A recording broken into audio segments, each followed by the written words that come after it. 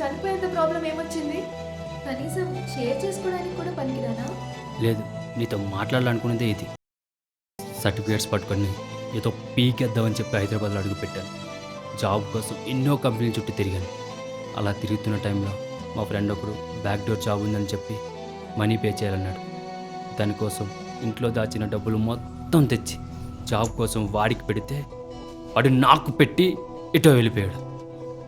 ఈ బాధలన్నీ ఇంట్లో తెలిస్తే వాళ్ళు ఎక్కడ కంగారు పడతారని చెప్పి ఇన్స్టాగ్రామ్ చూస్తున్న టైంలో, తెలుసు కదా మన ఇన్స్టాగ్రామ్ ఇన్ఫ్లుయెన్సర్స్ చెత్త నా కొడుకులు, ఒక 10,000 ఫాలోవర్స్ రాగానే పెద్ద సెలబ్రిటీలా బిల్డప్ ఇస్తారు.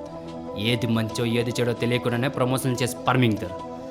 అలానే ఆ రోజు కూడా ఒక పెద్ద ఇన్ఫ్లుయెన్సర్ గారి మాటలు విని గోవిందా 365 అనే బెట్టింగ్ యాప్లో బెట్టింగ్ గేమ్స్ ఆడి సగం పోగొడితే తర్వాత ఐపీఎల్ బెట్టింగ్ వేశా. గెస్ వాట్, నా దరిద్రానికి గెలిసే సిచ్యువేషన్లో ఉన్న టీం కూడా లాస్ట్ మినిట్లో చోక్ చేసింది. ఈ పడిన లాస్ని కవర్ చేసుకోవడం కోసం ఆ లోను ఈ లోను అని తీసి వాటిని కట్టలేక, ఇంట్లో చెప్పలేక, ఫ్రెండ్స్ని అడగలేక ఇదిగో ఇలా